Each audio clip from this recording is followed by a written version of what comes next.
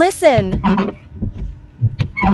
The wiper blades make a sizzling sound. Let's take off the wiper blades. Here's a little switch. Press it down, pull it out, and take it off. We slowly put the wiper lever on the windshield. This side there is obviously no fit problem, but this side is already tilted up. It's not normal. This is the reason why the wiper blade makes abnormal noise. Solving this problem is very simple. Use a screwdriver to twist it back into the correct position.